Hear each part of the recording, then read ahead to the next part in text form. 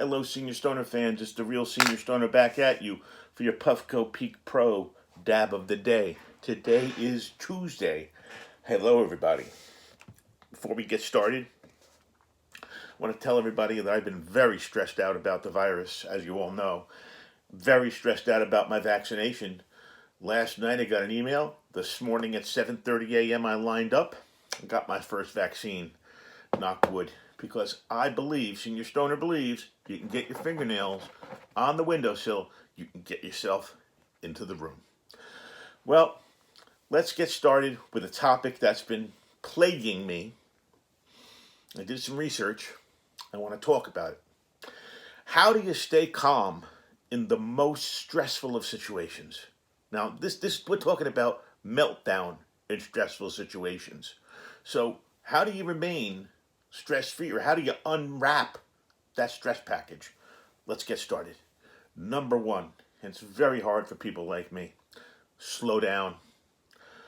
What makes a tough situation worse is a negative reaction towards it. As much as possible, try to delay your reaction and take time to breathe first. There's always a tendency for people to act in haste when confronted by stress. But it's important to stop for a minute and slow down. Very hard to do. Instead of making yourself an active participant, take a step back and view the situation in a bigger picture. This may help you become less emotional and allow you to make sounder decisions. Think about it. Maybe take 5 or 6 deep breaths as it's happening, the stress, and imagine all that stress inside of you leaving your body as you breathe out. And try to smile, even if you have to fake it, because it's difficult to stay grumpy when you have a grin on your face.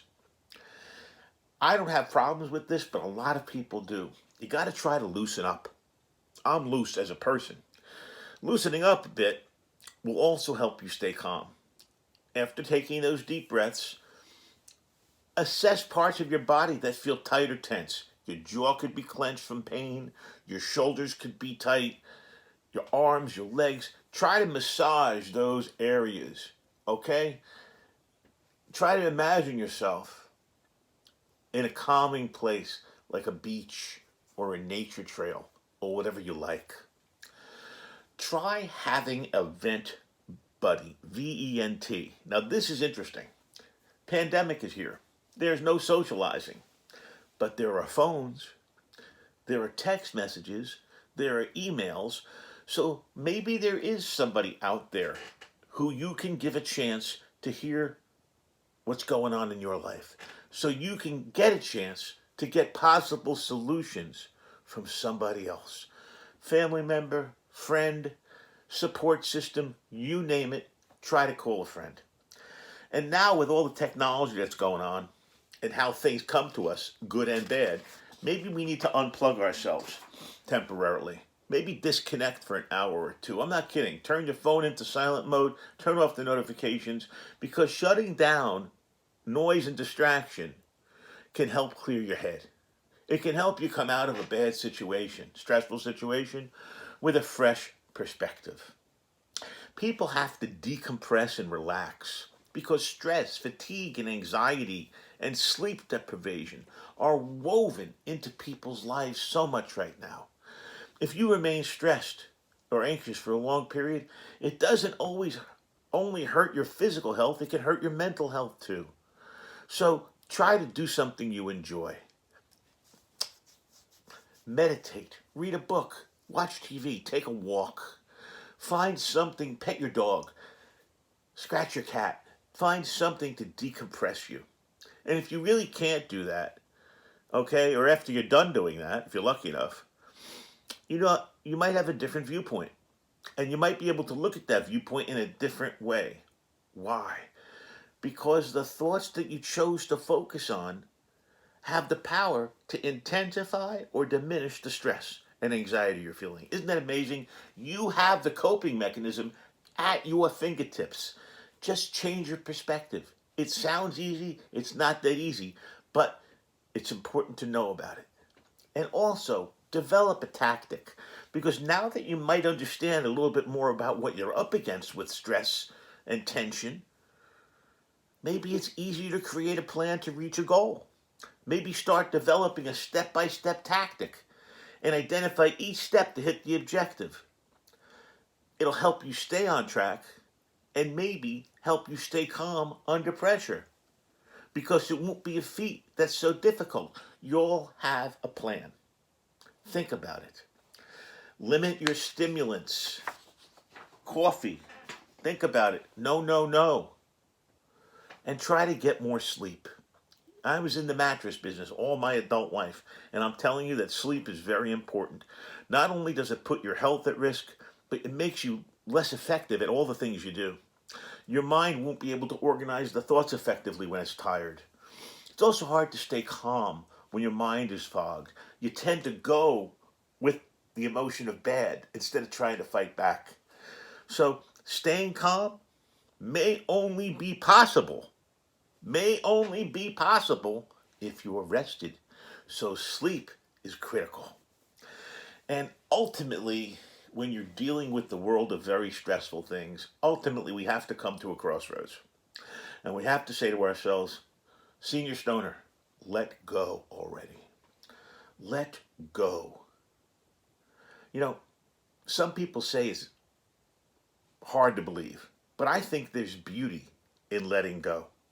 Some situations make you feel like you're at the end of the world, but it's not. Stressing over the things that you have no control of only makes the situation worse. And sometimes the next best thing to do is just let go. Try self-talk. Try self-acceptance. You know what? Try crying out loud. My point is, if you let go, you'll be much simpler viewing of the big world. You'll see yourself more empowered. You'll enjoy a moment rather than live in the past or worry about your future. You know what we have to do? Synopsis. We have to stay positive even during turmoil, stress, and pain. Staying positive in those situations is not easy. But the next time you encounter these things, ask yourself if those things I'm stressing about will matter in the weeks, months, or years to come.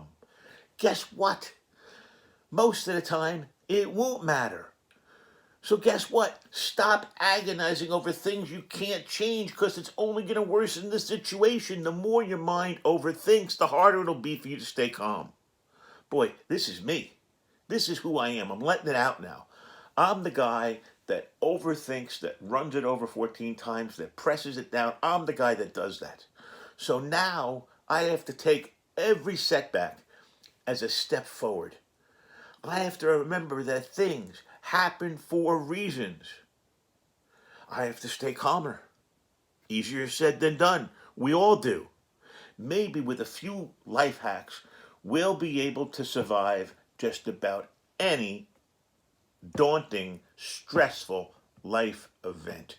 Because if we keep in mind that our behavior towards it plays a crucial role in how things turn out, guess what? We can choose to breathe.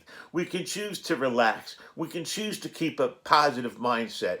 And you know what? We will carry on. That shark asked that question of its mother, Mommy, how do I eat the big whale? And Mommy Shark said to the baby shark, Honey, one bite at a time. So you know what? That's how we're going to approach these horrible, stressful situations that we're living with. One thing at a time. This has been the Real Senior Stoner, talking about how we, all of us, especially with what's going on in the world right now, can improve our lives, can manage the stress we're dealing with in a better, more fruitful way, to improve our lives instead of drag them down. You enjoyed today's video? Please subscribe. As always, please send me your comments. I reply to every one of them. Cheers and have a great day, everybody. And remember, keep on trucking. And thanks for watching.